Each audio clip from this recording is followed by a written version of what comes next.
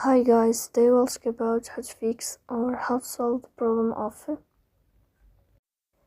features on the application of Crunchyroll app. You go to settings.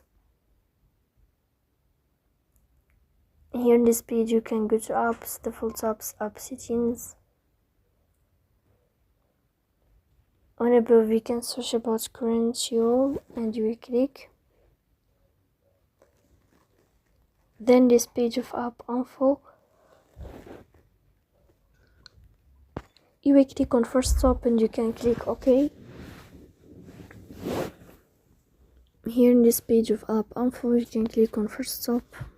Then you can click on storage, and here you can click on clear cache. So please don't forget to support us by like and subscribe. See you next time.